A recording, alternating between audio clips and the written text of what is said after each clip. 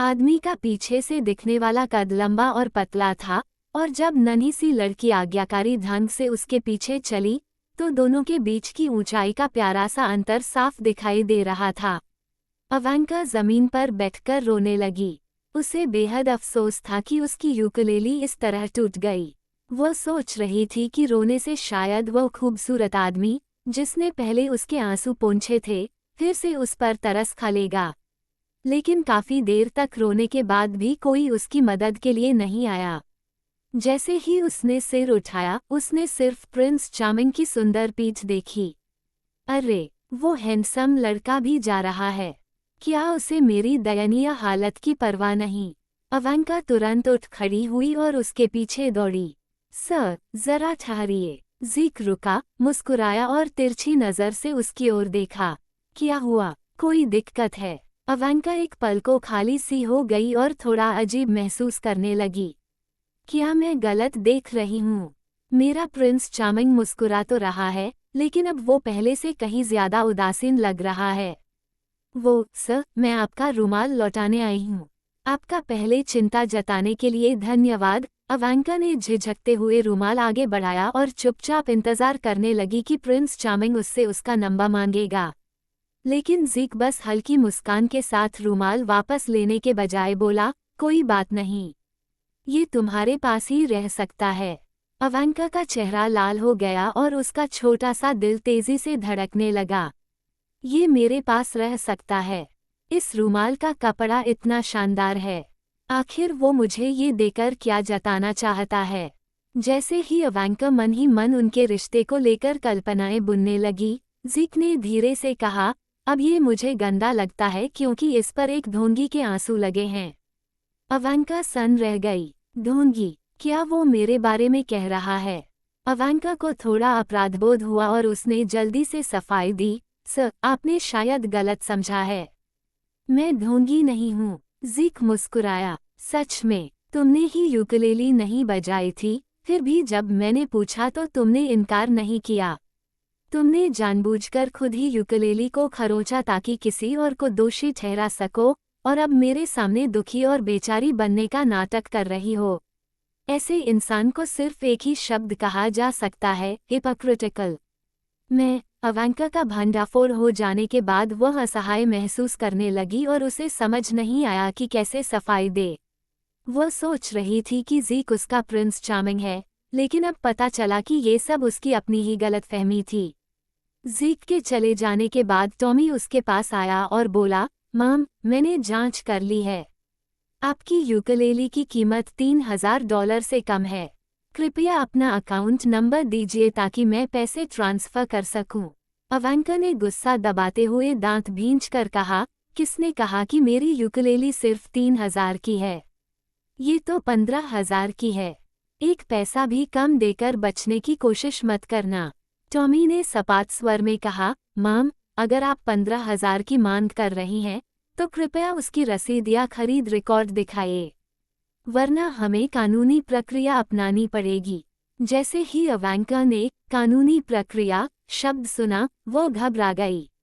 Graduation के तुरंत बाद मुकदमे में फंसना उसकी बिल्कुल इच्छा नहीं थी। उसने ठान लिया कि पैसे ले लेना ही बेहतर है क्योंकि यूकेलेली तो पहले ही टूट चुकी थी। अनिच्छा से उसने दांत भींचे और अपना बैंक अकाउंट नंबर सच बता दिया। उसकी नज़र में उस दिन की सारी बदकिस्मती की वजह करिन थी, और उसने सारा दोष उसी पर डाल दिया। इस दुनिया में हम दोनों के लिए जगह नहीं है। गाड़ी के अंदर करिन सिर झुकाकर फ़ोन चला रही थी। जेरेमी ने गहरी और ठंडी आवाज़ में, जिसमें हल्की सी व्यंग्य भी झलक रही थी, कहा, तुम यूकेलेली बहुत अच्छा बजाती हो, करिन। आप मुझे ज़्यादा तारीफ कर रहे हैं? करिन ने बिना सिर उठाए अनमने ढंग से जवाब दिया। जेरेमी ने एक हाथ पर माथा टिकाते हुए उसकी ओर किनारे से देखा। क्या तुमने पहले से ये सीखा है? उसका सवाल जिज्ञासा से भरा था, क्योंकि यह सामान्य समझ से परे था कि करिन इतनी अच्छी तरह यूकेलेली बजा सकती है। भले ही उसने उसे संयोगवश अपनी पत्नी बनने के लिए चुना था, लेकिन उस मुलाकात के बाद उसने किसी को उसका बैकग्राउंड जांचने के लिए भेजा था। कारेव्स परिवार को भले ही मिडिल क्लास माना जाता था, लेकिन करिन एक नाजायज संतान थी जिसे ज्यादा परवाह नहीं मिली। उसे बचपन से ही रिश्तेदारों के पास गांव में पालने के लिए भेज दिया गया था और उस कठिन माहौल में उसके पास संगीत सीखने का कोई साधन ही नहीं था। फिर भी आज उसने जो धुन बजाई थी वो 7-8 साल की पक्की ट्रेनिंग के बिना संभव ही नहीं थी। वो इतनी विरोधाभासों से भरी थी कि जेरेमी सोचने पर मजबूर हो गया कि क्या उसके बारे में कुछ और छुपा है। करिन ने उसकी टकटकी को नज़रअंदाज किया और अपने फ़ोन पर पार्टी का बिल देखने लगी। उसने अभी अभी गैदरिंग का खर्चा चुका दिया था और उसके अकाउंट में केवल $40 बचे थे। और उसकी इस गरीबी का जिम्मेदार कोई और नहीं बल्कि वही आदमी था जो उसके पास बैठा था और अब वही ताने मारते हुए उसकी यूकेलेली की तारीफ कर रहा था। सोचते सोचते उसका गुस्सा और बढ़ गया। उसने नाक सिकुड़ी और कहा, हम असली पति पत्नी तो हैं नहीं, मिस्टर। मैंने पहले सीखा या नहीं, इससे आपको क्या फर्क पड़ता है? 3 महीने बाद हमें अलग होना है, तो इतनी टांग क्यों अड़ा रहे हैं? जेरेमी ने उसकी चिड़चिड़ी प्रतिक्रिया पर भौहें सिकोड़ी। क्या मैंने अभी अभी उस लड़की को तुम्हारी ओर से यूकेलेली का मुआवजा नहीं दिया? फिर ये बर्ताव क्यों? मेरा बर्ताव? शुक्र मनाओ कि मैंने तुम्हें सीधे अपने काम से काम रखने को नहीं कह दिया। करिन ने आंखें घुमाईं। दीवार पर यूकेलेली तुमने ही पटकी थी और तोड़ दी थी। क्या उम्मीद रखते हो कि कोई और उसका मुआवजा दे? जेरेमी का चेहरा उतर गया। उसे पहली बार किसी की ऐसी नाशुक्रियता का अनुभव हुआ। करिन ने फिर ताना मारा, और ऊपर से, अगर तुम न होते तो मुझे आज सारे स्टूडेंट्स की ट्रीट पर अपने रहने के खर्चे क्यों उड़ाने पड़ते? असल में उसकी नाराजगी की वजह वही थी।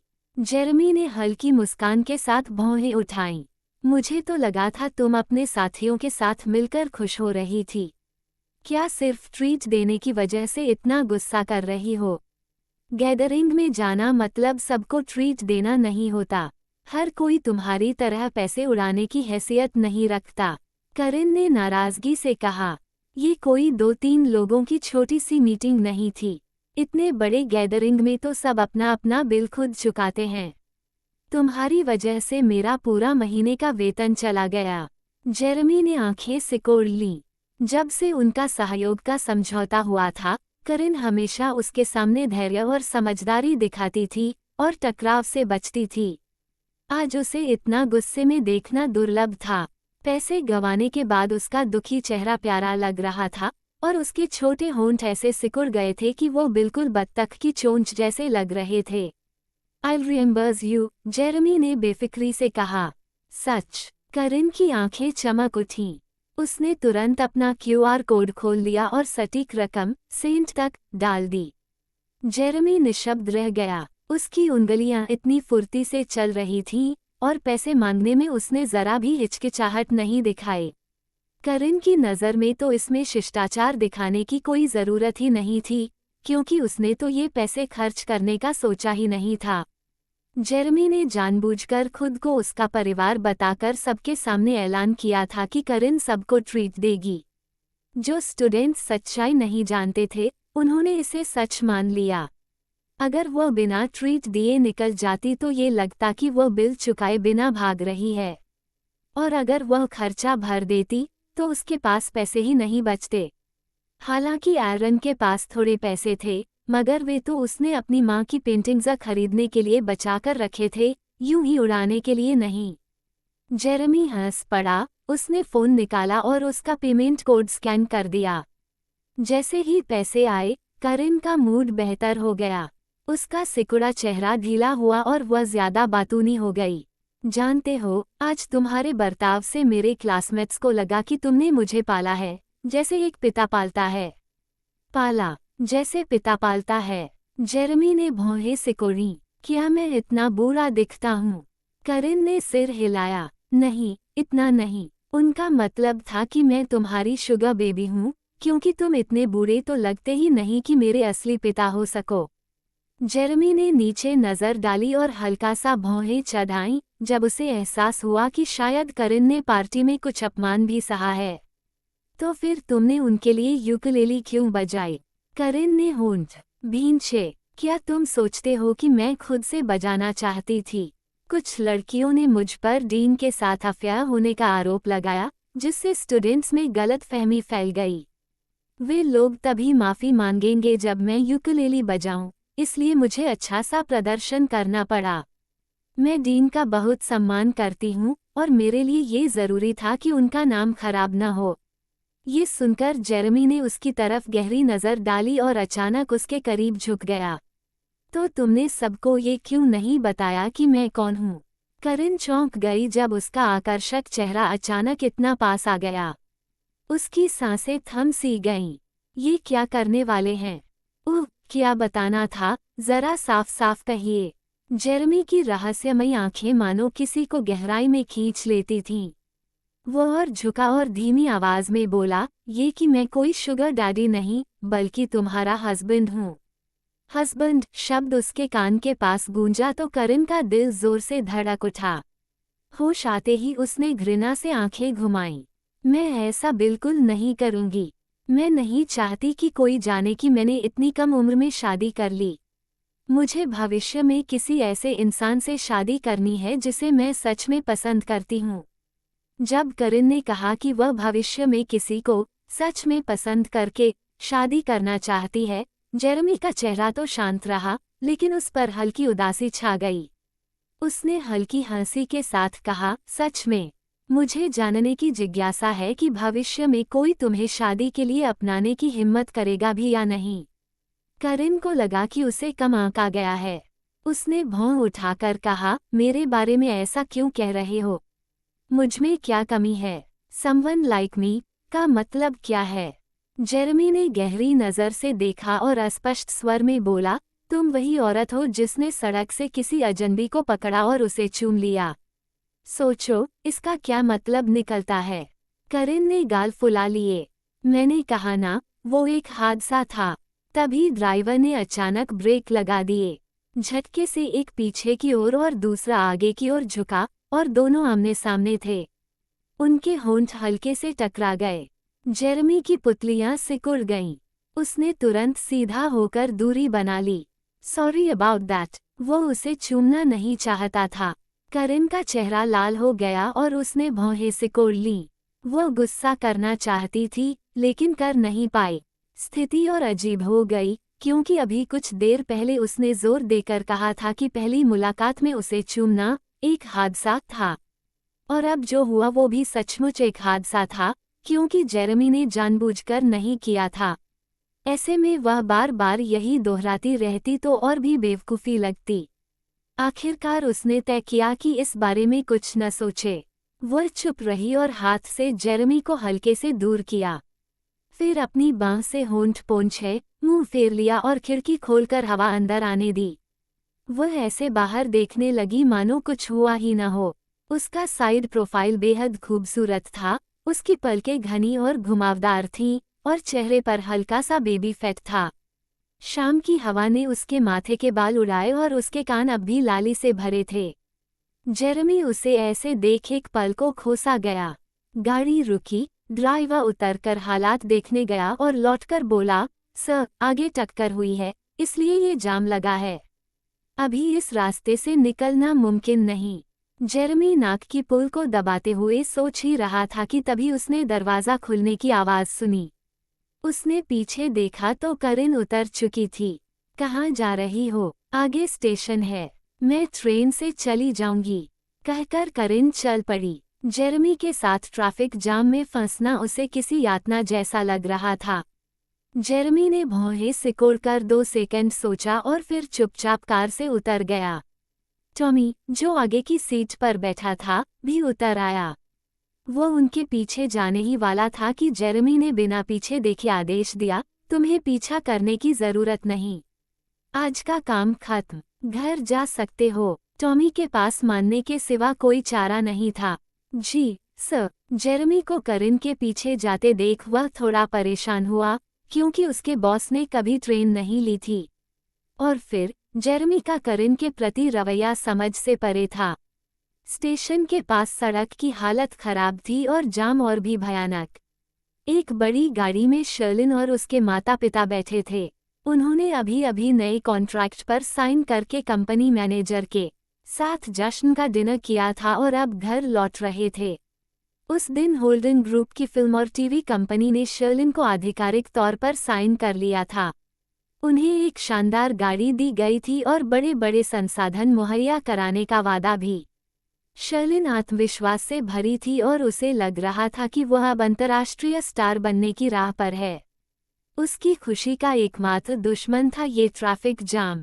उसने खिड़की से सिर निकालकर सड़क पर नजर दौड़ाई और तभी उसने करिन और एक लंबे आदमी को सड़क पार करते देखा।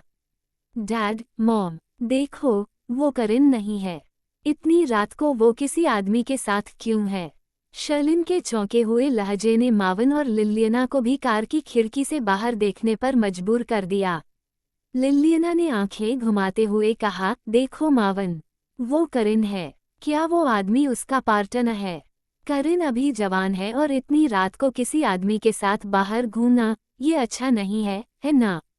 मावन के चेहरे पर नापसंदगी झलक उठी। पहली वजह थी कि उसकी बेटी करिन इतनी देर रात एक आदमी के साथ थी और दूसरी वजह ये कि उसने देखा करिन उसी आदमी के साथ ट्रेन स्टेशन के अंदर जा रही थी।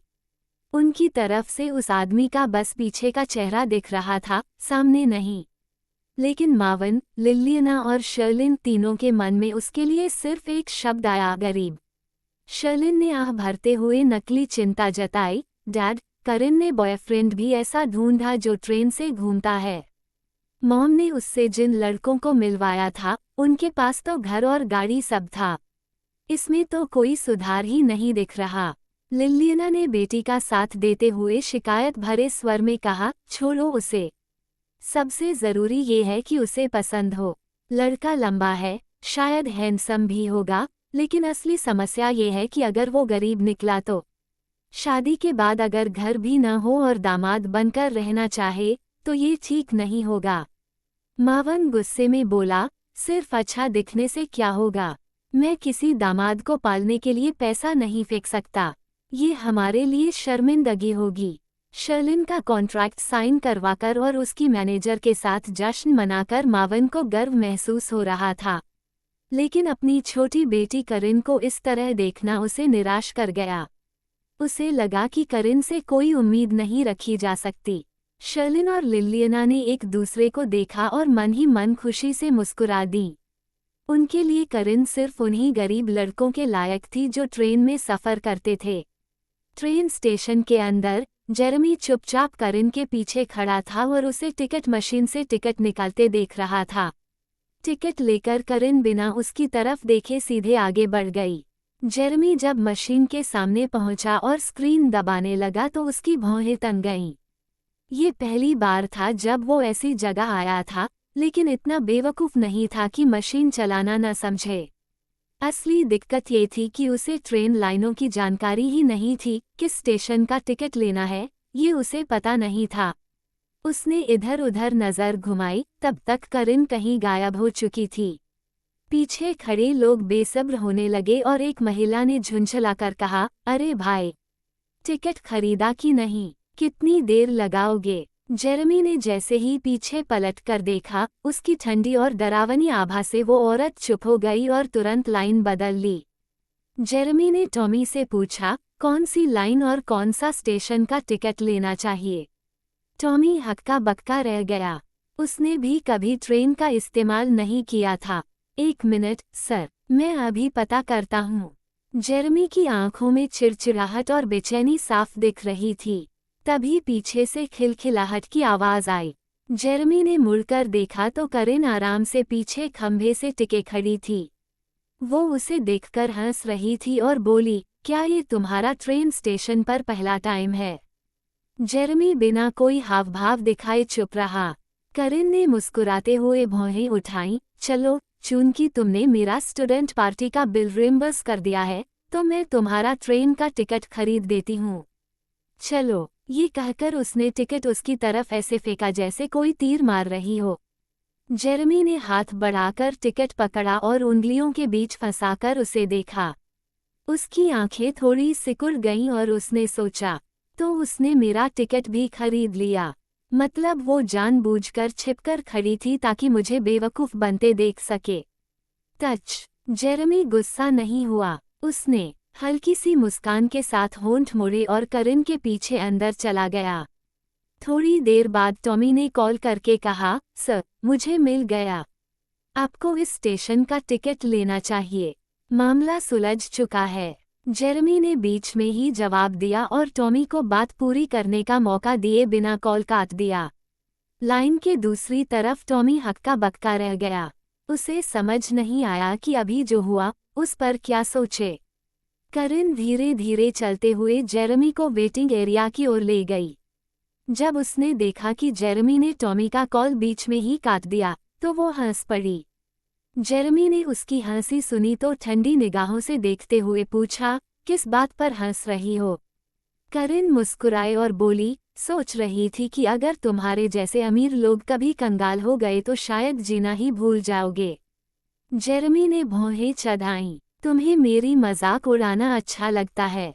करिन ने साफ साफ सिर हिलाकर कहा, हाँ, मैंने तुम्हारी फोटो भी खींच ली है जब तुम टिकट मशीन के सामने लाचार खड़े थे।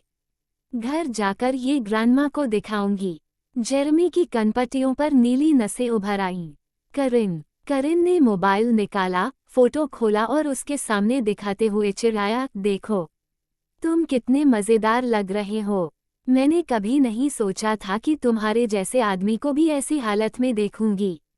हा हा हा। तभी अचानक एक लड़का स्केटबोर्ड पर तेजी से उनकी तरफ आया।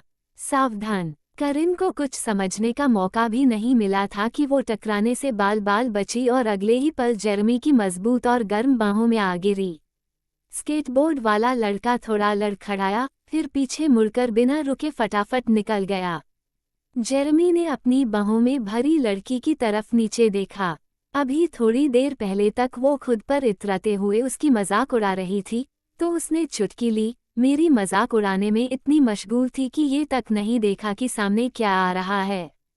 करिन ने मन ही मन सोचा, ठीक है, मानती हूँ, ये मेरी गलती थी। जेरेमी ने फिर कहा, चलते चलते मोबाइल से मत खेलो, दूसरी तरफ चलो। ठीक है। करिन ने मोबाइल जेब में रख लिया, आज्ञाकारी होकर उसकी बताई जगह पर चली गई और धीमे से बोली, धन्यवाद, लेकिन फोटो तो मैं डिलीट नहीं करूंगी। जेरेमी ने ठंडी सांस छोड़ी, उसे देखा और ऐसा जताया जैसे उसे परवाह ही न हो। उसका चेहरा भले ठंडा था, लेकिन उसकी आंखों की गहराई में एक हल्की गर्माहट थी और होठों पर हल्की सी मुस्कान भी। ट्रेन में रात देर होने की वजह से ज्यादा भीड़ नहीं थी। करिन और जेरेमी ने सबसे साफ सीटें चुनी और बैठ गए। जेरेमी अपनी हैंडसम शक्ल सूरत और महंगे ब्रांडेड सूट की वजह से बाकी यात्रियों से अलग नजर आ रहा था। उसकी आभा इतनी गहरी थी कि सबकी नजरें उसी पर टिक गईं और वो डिब्बे का केंद्र बन गया। कई औरतें उसे चाहत भरी नजरों से देख रही थीं, यहाँ तक कि कुछ मर्द भी उसे बार बार देखने से खुद को रोक नहीं पाए। जेरेमी को या तो उनकी नज़रों का एहसास ही नहीं था, या फिर उसने उन्हें नज़रअंदाज करना ही चुन लिया। वो वहाँ ऐसे बैठा था जैसे राजसी शान के साथ, मानो आसपास कोई और हो ही नहीं। कुछ स्टॉप्स के बाद और भी यात्री उतर गए और डिब्बा लगभग खाली हो गया। ऐसी खामोशी अपने आप ही अजीब सी झिझक पैदा करती है। करिन के पास उस झिझक को दूर करने का कोई उपाय नहीं था, क्योंकि उसका मोबाइल भी अब बंद हो चुका था।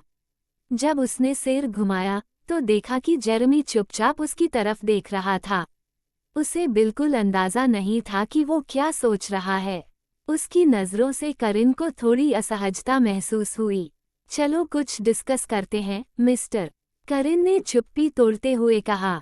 जेरेमी ने लापरवाही से अपनी भौं उठाए और बोला, जरूर। करिन ने थकान भरे अंदाज में पल भर के लिए आंखें बंद कर लीं। थका हुआ भाव उसकी प्यारी सी शक्ल को सख्त बना रहा था। वह बोली, मिस्टर, मुझे उम्मीद है कि हम एक दूसरे पर ज्यादा भरोसा करेंगे। आपको इतना सतर्क रहने और ये डरने की ज़रूरत नहीं है कि मैं आपको धोखा दूंगी। कृपया मुझे थोड़ी आज़ादी दीजिए। मैंने कहा था ना, 3 महीने पूरे होने से पहले मैं कभी अफेयर नहीं करूंगी। इस बात पर मुझ पर भरोसा करिए। जेरेमी बिना पलक झपकाए उसे देखता रहा। तुम्हें लगा मैं तुम्हारी चिंता कर रहा था। करिन ने सिर उठाकर आंखें बड़ी करके उसे देखा। तो और क्या हो सकता है? अगर तुम्हें मेरी चिंता नहीं होती तो तुम उस पार्टी में कभी नहीं जाते जो तुम्हें पसंद भी नहीं थी, और मेरे कमरे में आकर मेरे क्लासमेट को शर्मिंदा भी नहीं करते। जेरेमी हल्की आवाज में बोला, मिस कारेफ, हमारी पार्टनरशिप याद रखो। इन 3 महीनों में तुम्हारी सुरक्षा के लिए मैं आंशिक रूप से जिम्मेदार हूँ। मैं तुम पर शक नहीं कर रहा, बल्कि मुझे चिंता तुम्हारे आसपास घूमते उन लड़कों की है। क्या तुम्हें समझ नहीं आता कि उनके इरादे सही नहीं हैं? करिन को ये कोई बड़ी बात नहीं लगी। मैं बेवकूफ़ नहीं हूँ, मुझे सब पता है। लेकिन मैं अपना ध्यान रख सकती हूँ और मैं उन्हें कुछ भी करने नहीं दूंगी। जेरेमी ने ठंडी हंसी छोड़ी। तुम उन्हें कुछ करने नहीं दोगी। लेकिन जब उन्होंने तुम्हारे साथ चीयर्स किया तब तुमने ग्लास उठाकर पीना नहीं चाहा था। अरे वो तो बस एक कॉकटेल का ग्लास था। करिन ने भौहें सिकोड़ ली और उसे लगा जेरेमी बेवजह बड़ा तमाशा बना रहा है। उसे अपनी शराब सहने की क्षमता पता थी। वो तो बस एक घूंट लेने वाली थी, ज्यादा पीने का उसका इरादा नहीं था। बस एक गिलास, है ना? जेरेमी का चेहरा गंभीर हो गया। उसने समझाते हुए कहा, तुम्हें कैसे पता कि उन्होंने उस गिलास में कुछ मिलाकर नहीं दिया था? एक लड़की होकर तुम्हें ऐसे माहौल में किसी से भी कुछ पीना नहीं लेना चाहिए। सामने से कोई कितना भी अच्छा लगे, ये नहीं पता चलता कि अंदर से वो कैसा है। तुम्हारी उम्र कितनी है? क्या मुझे तुम्हें ये सब याद दिलाना पड़ेगा? जेरेमी की ये डांट सुनकर करिन चौंक गई। उसने सोचा, मुझे पता है मिस्टर मेरी ग्रेजुएशन में गार्जियन बनकर आए थे, लेकिन क्या वो इस रोल में ज्यादा ही घुस नहीं गए? उसने तो ऐसी बातें सिर्फ ड्रामा सीरीज में देखी थीं। माँ के जाने के बाद उसका एकमात्र सहारा भी छिन गया था। उसके पिता तो जैसे थे ही नहीं। उन्हें कभी परवाह नहीं रही कि वो कैसी है, बस इतना डर था कि कहीं वो परिवार की इज्जत ना मिट्टी में मिला दे। किसी ने उसे इस तरह से समझाया था, ये बहुत समय पहले की बात थी। ये सब कितना अजीब लग रहा है, उसने सोचा। होश में आते ही उसने भौं उठाई। मिस्टर, तो वो शराब जो आपने मुझे दी थी, क्या वो भी मुझे नहीं पीनी चाहिए? जेरेमी चौंका और 2 सेकंड तक चुप रहा। फिर आंखें सनकरी करके बोला, क्या मैं औरों जैसा हूँ? करिन ने व्यंग्य से मुस्कुराते हुए कहा, हाँ, आप अलग हैं। आप उन मर्दों जैसे नहीं लगते जो औरतों के पीछे भागते हो या उन्हें फंसाते हो। और सबसे अहम बात, आप मुझ जैसी लड़की में कोई दिलचस्पी नहीं रखते, इसलिए मुझे फंसाने की कोशिश भी नहीं करेंगे। सही कहा ना? जेरेमी कुछ पल चुप रहा, फिर हल्का मुस्कुराया। तुम्हें अपनी बातें अच्छी तरह पता हैं, मिस कारेफ। करिन ने आंखें घुमाकर कहा, आप तो बहुत अजीब हैं। अभी थोड़ी देर पहले तो मजाक उड़ा रहे थे कि मुझे कोई शादी के लिए पूछेगा ही नहीं, और अब कह रहे हो कि कोई मुझे ड्रग कर देगा। जेरेमी ने भान उठाए और तिरछी नज़र से देखा। ये दुनिया बहुत बड़ी है और इसमें क्या क्या होता है तुम सोच भी नहीं सकती। यहाँ ऐसे लोग भी होते हैं जिनकी बहुत अजीब आदतें होती हैं। करिन के होंठ व्यंग्य भरी मुस्कान में फैल गए। है, थैंक यू मेरी इतनी चिंता करने के लिए, मिस्टर। मुझे आपके पूर्वजों का भी शुक्रिया अदा करना चाहिए। धीरे धीरे उसकी आवाज़ धीमी पड़ गई। जेरेमी ने जल्द ही नोटिस किया कि वह चुप हो गई है। फिर उसे महसूस हुआ कि उसके कंधे पर किसी का सिर टिक गया है। करिन ने आंखें बंद कर ली और नींद में गहरी सांसें लेने लगी। वह वैसे भी बहुत थकी हुई थी और आराम का समय नहीं मिल रहा था। जेरेमी ने उसकी ओर देखा। ये पहली बार था जब किसी ने उसके कंधे को तकिए की तरह इस्तेमाल किया था। उसकी भौहें चढ़ी हुई थी, लेकिन चेहरा पड़ा नहीं जा सकता था। इसके बावजूद उसने करिन को हिलाने की हिम्मत नहीं की। जब करिन की आंखें खुली तो उसने खुद को होल्डन्स एस्टेट के बिस्तर पर आराम से सोता पाया। आसमान अब भी अंधेरा था। वो घर कैसे पहुंच गई? उसने सिर खुजलाया, लेकिन उसे याद ही नहीं आया कि वो ट्रेन स्टेशन से होल्डन्स एस्टेट तक कैसे पहुंची।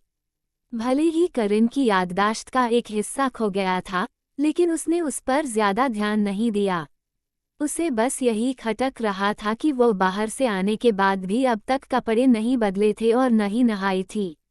यही उसे असहज कर रहा था, इसलिए वह सुस्ती में बिस्तर से उठी, अलमारी से साफ कपड़े निकाले और बाथरूम का दरवाज़ा खोलकर अंदर चली गई। बाथरूम में भाप भरी हुई थी और पानी चल रहा था। अंदर का माहौल भी गर्म था। क्या मैंने नहाने का पानी खोल दिया था और फिर बंद करना भूल गई? उसने सोचा। वह जिज्ञासा से टब की ओर बढ़ी और तभी उसकी नज़र सामने खड़े एक नंगे आदमी पर पड़ी। चौड़े कंधे, पतली कमर और मजबूत शरीर। पानी में नहा रहा वह आदमी पीछे मुड़ा जब उसे पीछे से आहट सुनाई दी। उसी पल दोनों की नज़रें टकराईं। एक नज़र तीखी और सख्त थी, दूसरी हैरान और शर्मिंदा। करिन की नींद एकदम उड़ गई। उसने हाँफते हुए पीछे मुड़कर कहा, मिस्टर, आपने दरवाज़ा बंद क्यों नहीं किया? जेरेमी का चेहरा कड़ा हो गया और उसने तंज कसा, मिस कारफ, जितना मुझे याद है, ये मेरा कमरा है। मैं अपने ही घर में नहा रहा हूँ तो दरवाज़ा क्यों बंद करूँ? उल्टा मुझे पूछना चाहिए कि तुम अंदर आने से पहले दस्तक क्यों नहीं दी। करिन शर्मिंदा और गुस्से में बोली, तुम यहाँ अक्सर रहते भी नहीं हो और मैं इसकी आदत डाल चुकी हूँ। मुझे कैसे पता चलता कि तुम यहाँ नहा रहे हो? जेरेमी ने शांत भाव से कहा, मैं नहा रहा हूँ और तुम यहाँ घुस आई। मुझे गुस्सा नहीं है, लेकिन चिल्ला क्यों रही हो? करिन चुप हो गई, क्योंकि जेरेमी की बात में सच्चाई थी। जेरेमी ने मुस्कराकर पूछा, मिस कारफ, अब बाहर जाओगी या मेरे साथ नहाने का इरादा है? बदतमीज, करिन ने मन ही मन कोसा और झटपट बाथरूम से बाहर निकल गई। उसने गुस्से में दरवाज़ा भी जोर से बंद कर दिया। शॉवर जेल की ताजगी भरी खुशबू ने उसे और लाल कर दिया और जेरेमी का प्रतिबंधित दृश्य उसकी आंखों के सामने बार बार लौटने लगा। वो मन ही मन चाह रही थी कि इसे दिमाग से बाहर निकाल दे।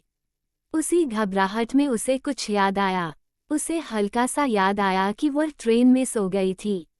जेरेमी ने उसे जगाया नहीं, बल्कि स्टेशन पहुंचने के बाद उठाकर घर ले आया। ये सोचकर वह और भी शर्मिंदा हो गई। धत तेरी, उसने मन ही मन बुरा भला कहा। सुबह सुबह उसे ग्रेजुएशन के लिए उठना पड़ा था। दिन भर बहुत कुछ हुआ। पहले फ्रांसीन ने उसे फंसाने की कोशिश की, फिर उसे अपनी बेगुनाही साबित करने के लिए पुलिस स्टेशन जाना पड़ा। उसके बाद दोस्तों के साथ पार्टी में गई और उसे जबरदस्ती यूकुलेले बजाना पड़ा। इतनी थकान में वह गहरी नींद में चली गई थी। फिर भी जेरेमी का उसे ट्रेन में अकेला न छोड़ना अच्छा लगा। आखिर वह तो ऐसा इंसान माना जाता था जो सिर्फ अपने बारे में सोचता है और किसी की परवाह नहीं करता। उसी समय जेरेमी बाथरोब पहनकर बाथरूम से बाहर आया। उसके शरीर से एक सुकून भरी खुशबू आ रही थी। करिन ने गहरी सांस ली और अजीब स्थिति से बचने के लिए चुपचाप बाथरूम में चली गई। जब वह नहा चुकी, जेरेमी सोफे पर सो चुका था। चूंकि पैमेला घर पर थी, वे अलग अलग कमरों में नहीं सो सकते थे, इसलिए जेरेमी ने वहीं सोफे को चुना। वह सो गया। करिन ने राहत की सांस ली और बिस्तर पर लौट आई। अगले दिन जब करिन उठी, जेरेमी कमरे में नहीं था। उसे कोई फर्क नहीं पड़ा, बल्कि वह उसके बिना और हल्का महसूस कर रही थी।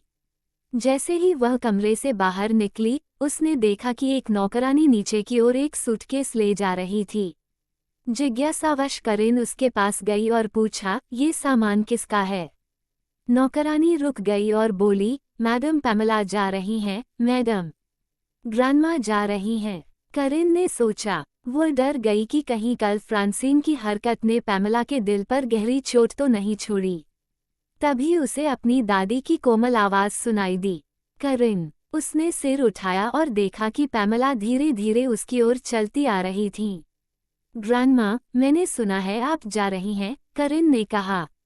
पैमेला ने कोमल मुस्कान दी और बेबसी से सांस छोड़ी। हाँ, सही है। मुझे तुम्हारे दादा के पास वापस जाना होगा। वो जिद्दी बूढ़े आदमी हैं, अभी अभी ऑपरेशन हुआ है और फिर भी मानते नहीं। जब मैं पास नहीं होती तो डॉक्टर की बात नहीं सुनते, इसलिए मुझे लौटकर उन पर नज़र रखनी होगी। अच्छा, ये कारण सुनकर करिन को समझ आ गया कि दादी को क्यों जाना पड़ रहा है।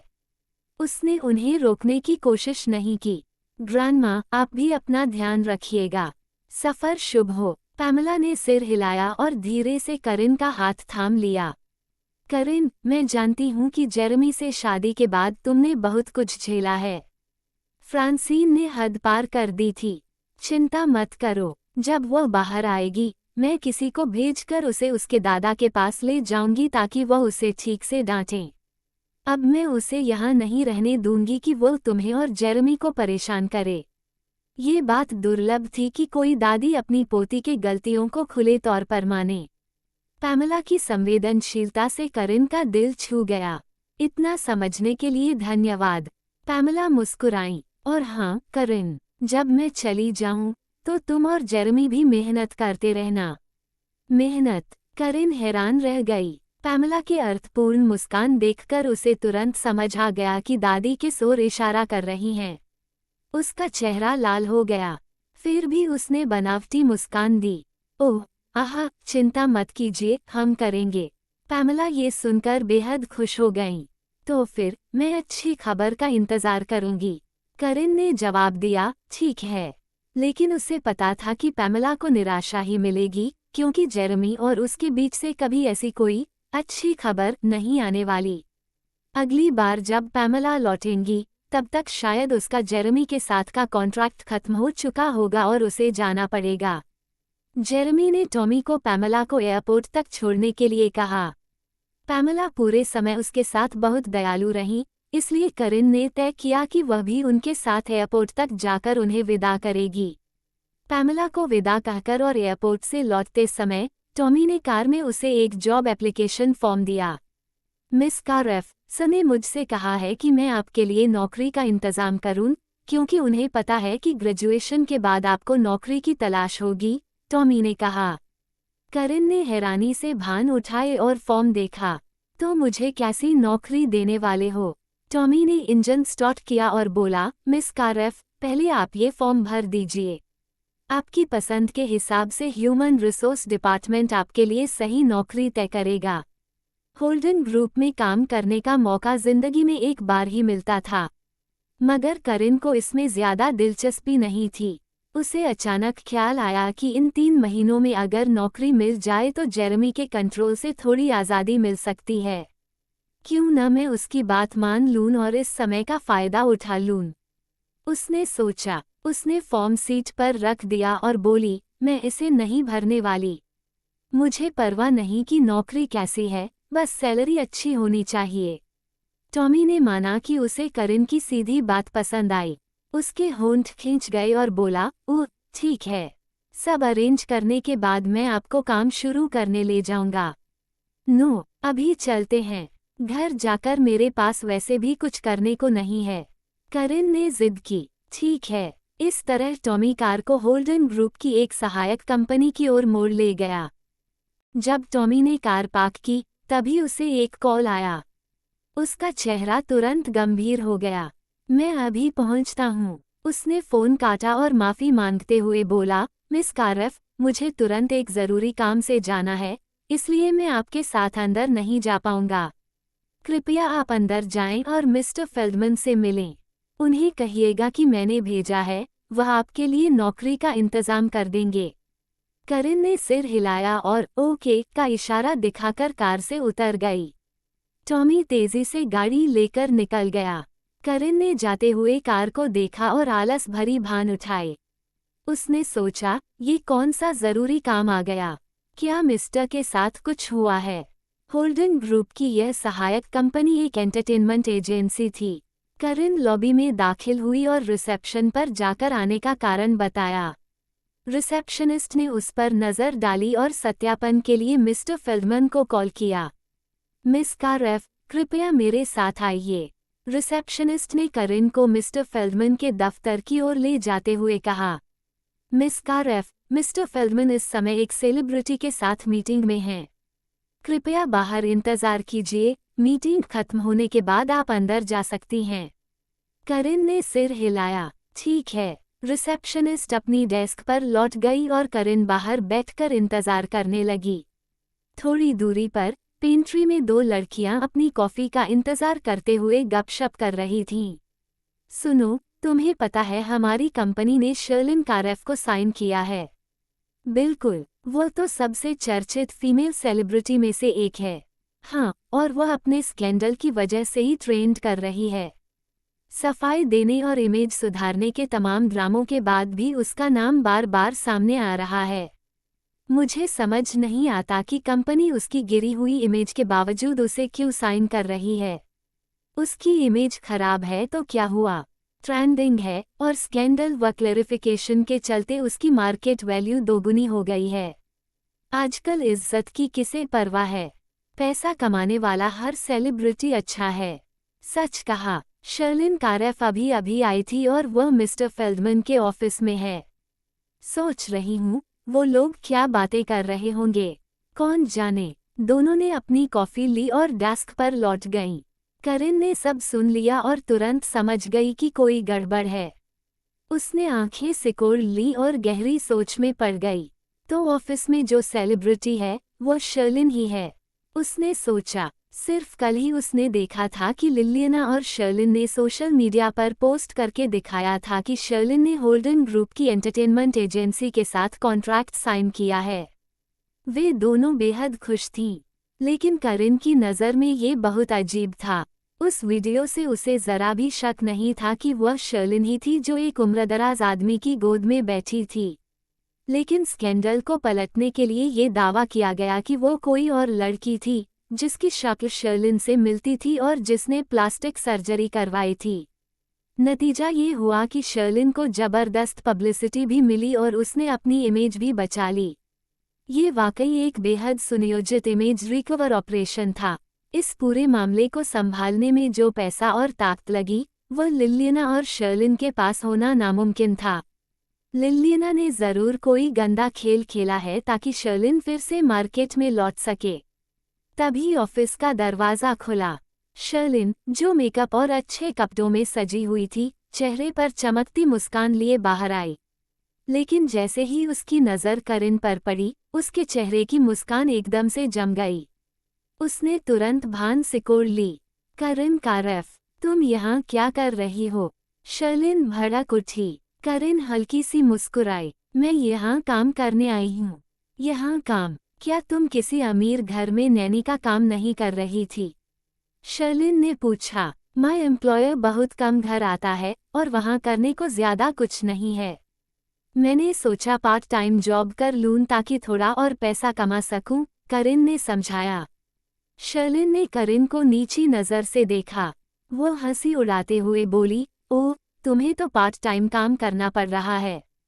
लगता है तुम्हारा अमीर मालिक तुम्हें ज़्यादा पैसे नहीं देता। करिन ने सिर हिलाया। हाँ, ज़्यादा नहीं। क्या हुआ शर्लिन, दरवाजे पर क्यों खड़ी हो? तुम्हें अपना मैगज़ीन कवर नहीं लेना? ऑफिस से एक दयालु मध्यम उम्र के आदमी की आवाज़ आई। शर्लिन पीछे मुड़ी और झिझकती मुस्कान के साथ बोली, मिस्टर फेल्डमैन, मैं तो अभी निकल ही रही थी, लेकिन कोई दरवाज़ा रोककर खड़ा है। दरवाज़ा रोक रहा है? ज़रा देखूं कौन इतनी हिम्मत करता है। मिस्टर फेल्डमैन बाहर आए। वह ऐसे दिखे जैसे किसी बेवकूफ़ कर्मचारी को डांटने वाले हों, लेकिन जैसे ही उन्होंने करिन को देखा, वह ठिठक गए। मनोरंजन उद्योग में इतने सालों में उन्होंने अनगिनत खूबसूरत औरतें देखी थीं, पर किसी की सादगी भरी सुंदरता ने उन्हें बहुत कम चकित किया था। आजकल बिना मेकअप के इतनी सुंदरता देखना दुर्लभ था। मिस्टर फेल्डमैन ने होश संभाला और पूछा, आप? करिन ने हल्के भाव से विनम्रता दिखाते हुए कहा, मिस्टर फेल्डमैन, मैं करिन कारेफ हूँ। किसी ने मुझे आपके पास भेजा है। उन्होंने कहा था कि आप मेरे लिए कोई नौकरी तय कर देंगे। मिस्टर फेल्डमैन चौंक गए। करिन कारेफ, ओह, तो आप हैं। अंदर आइए। कुछ ही मिनट पहले टॉमी ने उन्हें कॉल करके कहा था कि करिन कारेफ नाम की लड़की के लिए एक अच्छी और सम्मानजनक नौकरी का इंतजाम करें। हालांकि टॉमी ने उसके बारे में ज़्यादा जानकारी नहीं दी थी, मगर मिस्टर फेल्डमैन समझ गए थे कि करिन ज़रूर खास है। तभी तो टॉमी ने खुद फ़ोन करके कहा। करिन मिस्टर फेल्डमैन के साथ ऑफिस के अंदर चली गई। शर्लिन, जो बाहर ही रह गई थी, गुस्से से दांत भींचने लगी। धत तेरी, इसे तो किनारे करके डांटना चाहिए था, उसने सोचा। लेकिन उसकी हैरानी की सीमा न रही जब मिस्टर फेल्डमैन ने करिन को देखकर ऐसे बर्ताव किया जैसे उन्होंने पहली बार कोई खूबसूरत लड़की देखी हो। उन्होंने न सिर्फ शालीनता से उसका स्वागत किया, बल्कि शर्लिन को बाहर ही छोड़ दिया। शर्लिन बड़बड़ाई, ये क्या तमाशा है।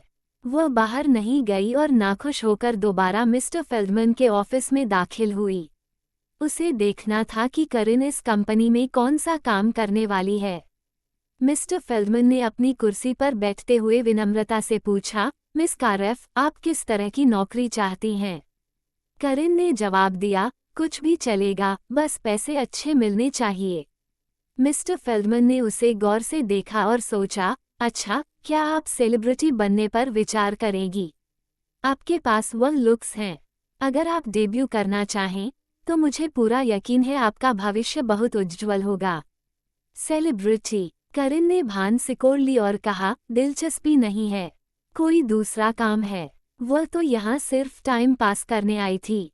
3 महीने बाद वह इस्तीफा देकर होल्डन ग्रुप से निकलने वाली थी। शर्लिन ने जब सुना कि मिस्टर फेल्डमैन करिन को साइन करने की सोच रहे हैं, तो उसे खतरा महसूस हुआ। हालांकि वह करिन से नफरत करती थी और उसकी सुंदरता मानने को तैयार नहीं थी, लेकिन सच तो ये था कि करिन सचमुच उसके लिए चुनौती बन सकती थी। अगर करिन कंपनी से साइन कर लेती है और डेब्यू करती है, तो वह मेरी चमक छीन लेगी और वे मौके ले जाएगी जो मेरे हिस्से में आने चाहिए थे। नहीं, मैं ऐसा कभी नहीं होने दूंगी। शर्लिन ने मन ही मन ठान लिया।